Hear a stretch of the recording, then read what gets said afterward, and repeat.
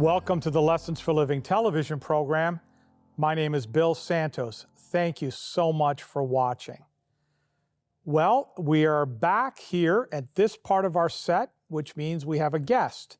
And our guest today is none other than our friend and legal expert, Dr. Barry Bussey. Dr. Bussey, welcome back. We're great to be with you, Bill. You know, I'm at home, I'm watching the news, I see something come up, and I say to my wife, Fatima, I got to give Barry a call because I got to figure out what this means. Barry, I have to tell you, I was listening to some comments on Bill C-63, and it freaked me right out. And I thought, I got to get a hold of Barry, and I got to figure out like what's going on. So, you know what? It's really freaking out a lot of people in this country. You know, what I find interesting is that there are some parts of the bill that make a lot of sense. For example, the exploitation of children on the internet. It's a C-63 is going to bring in the Online Harms Act, which the government has been talking about for a long time. So we've been aware that it's coming, and now it's here. And what many groups who are concerned about freedom in this country, civil rights, is nothing but like, this is not the path that Canada ought to be on. While it's important to protect children from sexual exploitation, from the use of pornographic content, all of that kind of thing, nobody, you know, everyone would agree. Of course. Right? That this needs to be looked after. But what's happening here is much broader than that. And it's going to be making changes to the criminal code. It's going to be amending the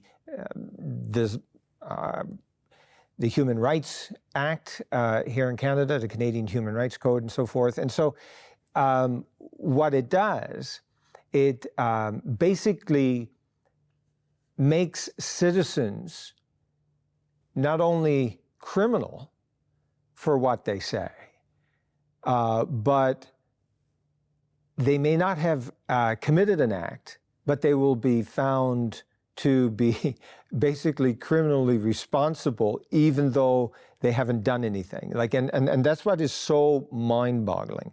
I mean, so you look at how most throughout history of the Western world, at least the modern West, was the whole idea that you have to commit an act, and if you're found guilty of having committed that act, in other words, if the evidence is overwhelming, beyond a reasonable doubt, right, then you would, you know, suffer the consequence. Right. Yeah, you would have a criminal record, you would be punished, whether it's through prison or whatever.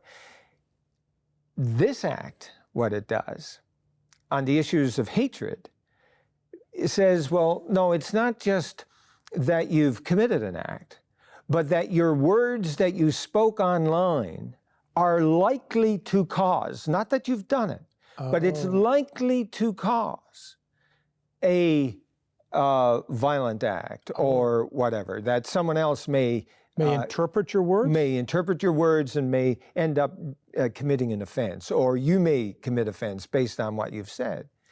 Now that's on the criminal side, and so they have lowered the bar. So it's no longer, you know, beyond the reasonable doubt. Now it's likely and could cause, right?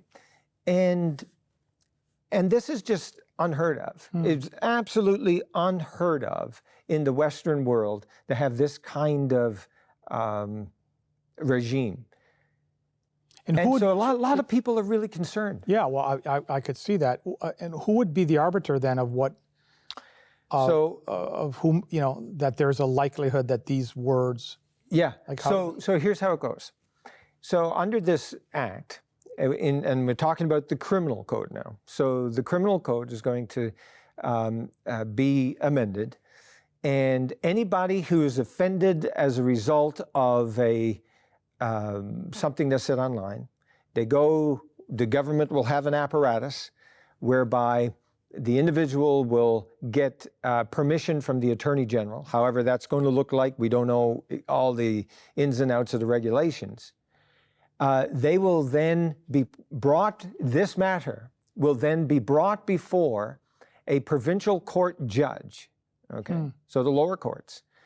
And then that judge will hear the evidence. The person who's bringing this forward, by the way, is anonymous. anonymous. Okay, so it's going to be the government that's through the Attorney General's office, basically the Crown Prosecutor, is going to bring this up before the court. And then the court then is going to see whether or not there are reasonable grounds for this person to hold that it's likely that the words that have been spoken or the expression on the internet would indeed cause hatred, or that it's an expression of hatred and so forth. Now, just I mean, like it's absolutely extraordinary. But if you consider what that provincial court judge is able to do now under this new legislation, if the court is of the view that reasonable grounds have been satisfied, the individual who has put this out on the internet may, in the mind of the judge, may be required to wear an ankle bracelet, in other words, electronic monitoring device, right?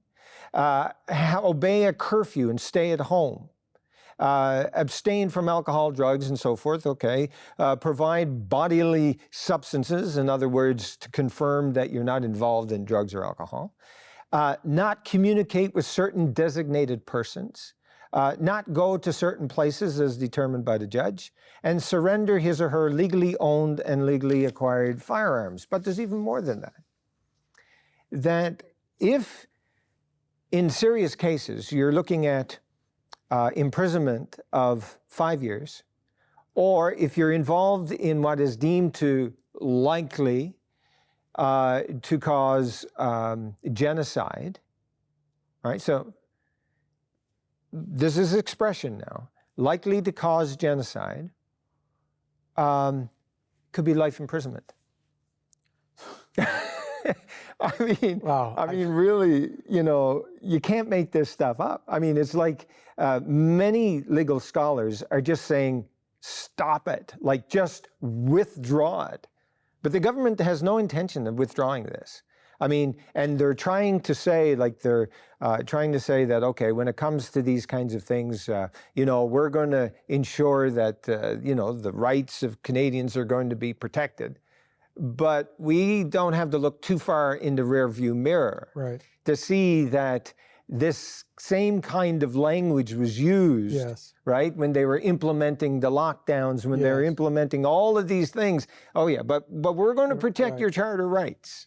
Do they give any definitions or tons of definitions? What would be this hatred or Yeah. So in essence, I'll just go here real quick. But I mean, so for example, hate speech expresses detestation or vilification of an individual or group of individuals on the basis of a prohibited ground of discrimination. And so that would be, sex, age, and so forth, right? All of the prohibitive grounds.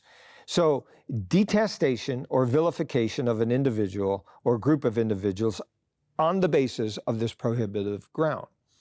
Now, they also say, well, but we're also going to say that it does not necessarily include content that expresses disdain or dislike or discredits, humiliates, hurts, or offends, right?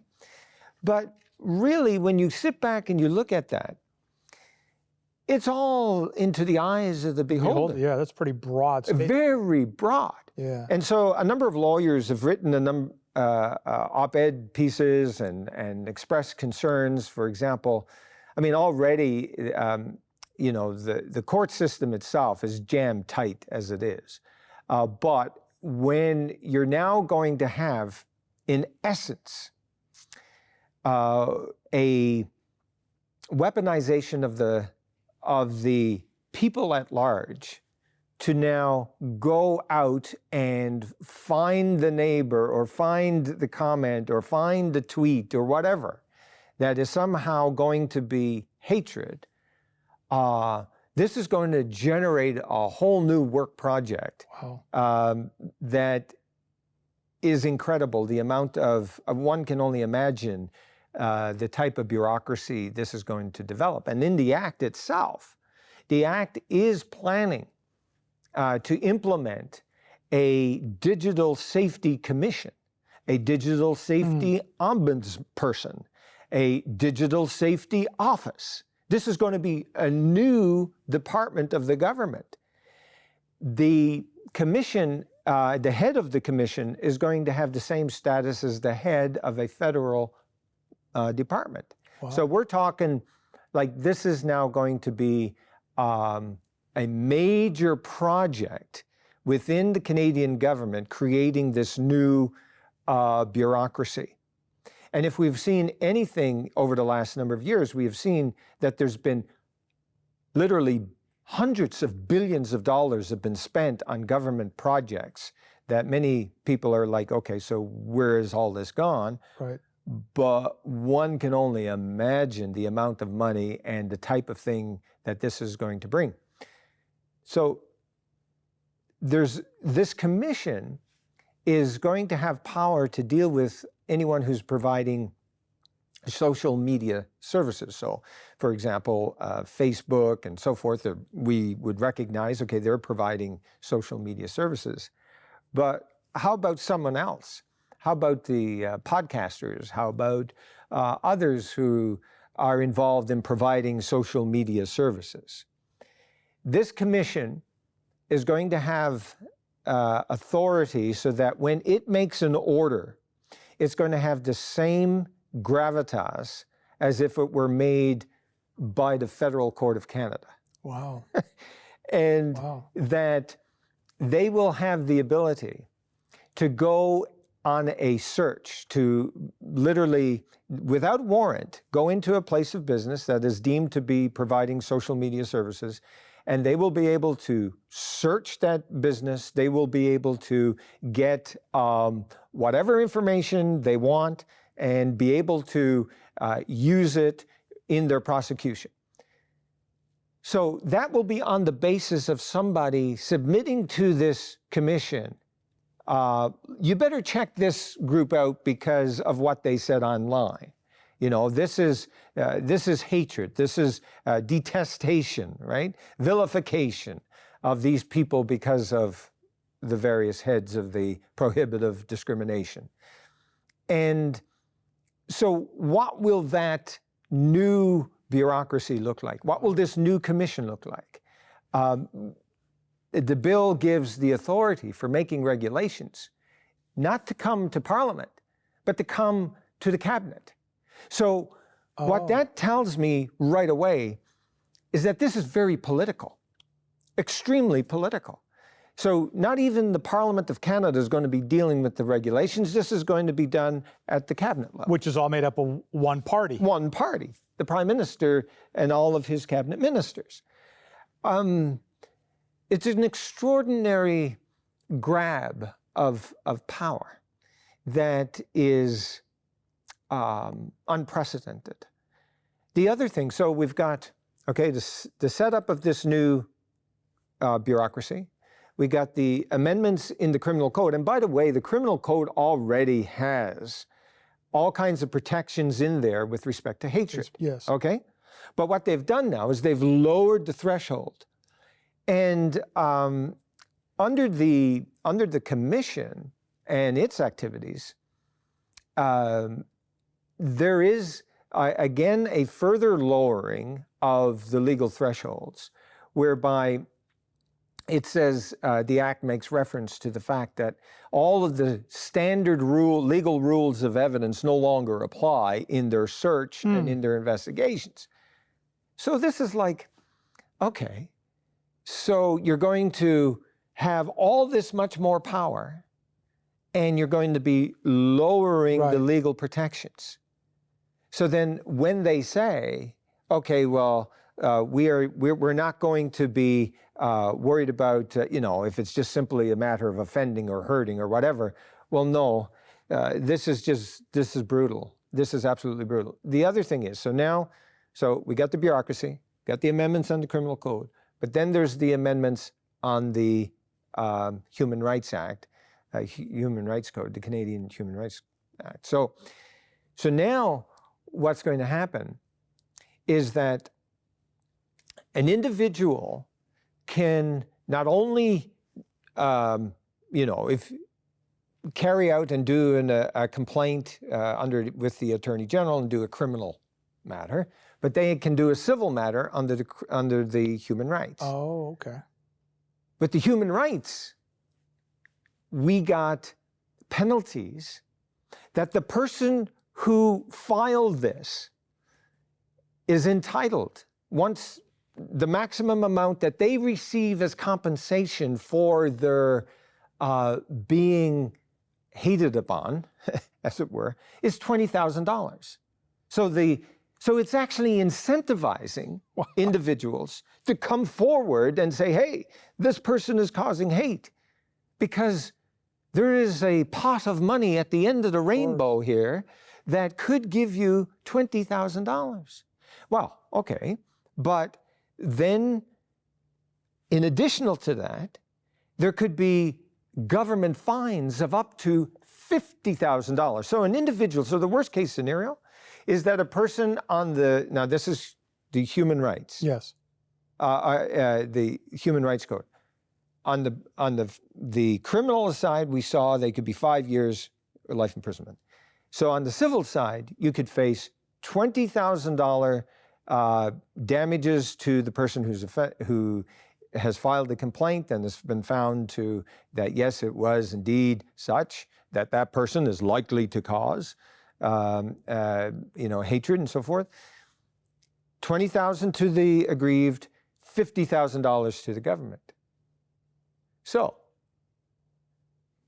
if this isn't a mechanism to stop speech in this country, I don't know what is.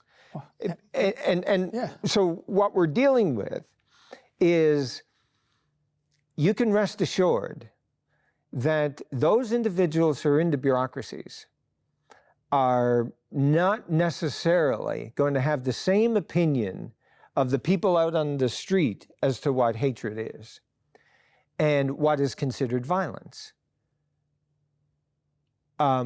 We're going into a time where, George Orwell and his 1984 novel is really just chicken feed compared to what this is going to bring. It's going to incentivize Canadians to basically be a snitch society. I see this, if we look at various examples in history, what we've got is kind of like having the public safety group or the public safety committee of the French Revolution with Robespierre, where we got to protect the public. Right. And so anybody who would dare, Well, when you were talking, I was thinking of the lettre de cachet that you could write and you'd be off in the Bastille. Exactly. No questions asked. Exactly. No questions asked. You're going to the Bastille. Now go figure it out. Yeah, now go defend yourself. You know what? And a lot of people may not understand exactly what that was, but the King of France could simply sign a letter. Yes. Take this person to the Bastille. That was it. Yes. So, yeah, we're like the average person who is faced with this kind of onslaught, really, of facing to defend themselves before the commission, having a bureaucracy that's there pushing this, having to defend themselves in the criminal courts because of opinions, because of expressions. Right. But Barry, does this speak then to I don't know how to say it, but that our right of freedom of expression is not as powerful as maybe we thought it was? Is that like is anybody arguing that? Wait a second, but how do you reconcile that with the right that we have the freedom to express ourselves? Well, I can tell you that I am sure that this legislation will make its way through the courts. There will be many groups challenging it, including us. I mean, we at First Freedoms will want to be challenging this. We'll want to be doing all we can to get it before the courts and say, hey, look, like this is just, I don't know where it comes from, but it's simply unacceptable that in today's age, in this country, that we would have this kind of legislation. And again, the arguments that government are making on the other side are things like, well, if you're against this legislation, then you're pro, child exploitation, all that kind of stuff, right? Which, no, this is wrong. Yes. This is like a Trojan horse that you're bringing out. But yeah, there is no question. As time has gone on, we have seen it. One of the problems throughout the history of government is that government have always wanted to have compliance with its policies. It doesn't matter whether it's Caesars in Rome or modern day leaders in our country and other countries around the world. The internet is both good and bad. Well, yes. Right? But the problem for governments is that they haven't been able to control it. I see. And we have seen it now where the mainstream media, highly subsidized by the governments are having an influence on what the mainstream media produces. Well, the reality is when you have independent people who are doing their podcasts, who are out there with their programs that government may not agree with, obviously do not agree with, because it's considered misinformation, but misinformation is determined by the person who says, well, that's misinformation, right? And so this, to me, is just a further process of trying to control narratives, trying to control the population, and it must be stopped. We have about 30 seconds. What can I, as a citizen, do? So what you can do is contact your members of parliament and say, look, this is unacceptable. Go to our website at firstfreedoms.ca and /StopBillC63, sign the petition. That's one thing, but be vocal. Like this has got to stop. And our local politicians and members of parliament and so on need to hear from us. Thank you, Barry. You're very welcome. Thank you so much. Let's pray. Father in heaven, we just want to lay our country before you and ask that you, oh Lord, just help us. Just be with our leaders. May they show the humility to be governed by you. Bless our nation. Bless those that are suffering. Bless those that are fighting these restrictions that are coming in. And just help us to get through this all, and may it all serve to glorify you. Bless each and every viewer, I pray, in Jesus' name. Amen. Well, we've come to the end of another Lessons for Living television program. I want to thank you so much for joining us. Barry, thanks for being with us. I should be calling you Dr. Bussey. I apologize. But we were talking here on the breaks, right, about the legal fees too, right? Oh, the legal fees are going to be horrendous. So you think about the individual who files the complaint, they got no legal fees. The entire apparatus of government is going to be pushing their case forward. Meanwhile, the person who's being accused is going to have to pay legal fees when it comes to the human rights complaint, and also legal fees when it comes to having to defend themselves in the criminal action. Yeah, in the criminal court. Yeah. So it has the potential to ruin people's lives like we haven't seen before. You can imagine the loss of reputation, the loss of business, you name it. You know, governments have done this in the past, right? Yes. Shame, you know, use propaganda and use fear. Yes. And this, I think, is going to be used in many ways that many people will be afraid to communicate. And we need to have dialogue. Yes. We need to have that debate. And that's why freedom of speech is so important, freedom of expression. In fact, that's what you argued before the Supreme Court, wasn't it? That's right. That everybody needs to have a voice in this marketplace. Yeah. And it's just frightening that we're moving so far away from that. Yeah. Remind us again of the... Yeah, so go to firstfreedoms.ca/stop bill C63 and sign the petition and get involved. We're going to put a link on our website also on l4ltv.com. I want to encourage you guys to check out our website and follow me on Instagram, Santos_Bill. Every morning, 6:30 a.m. Eastern Time, there is a devotional video. We are all out of time. Thank you so much for watching. We are not so out of time. We're going to keep going, they're saying. So I'm all confused now if I should stop or if I should continue, but I'm going to continue. We have an overseas humanitarian project called Mission Now Canada. Check out missionnowcanada.com. Maybe you want to join us on an upcoming mission trip, or you want to support some of those projects that are, you know, humanitarian in nature and happen overseas primarily. You can also support our ministry by visiting l4ltv.com.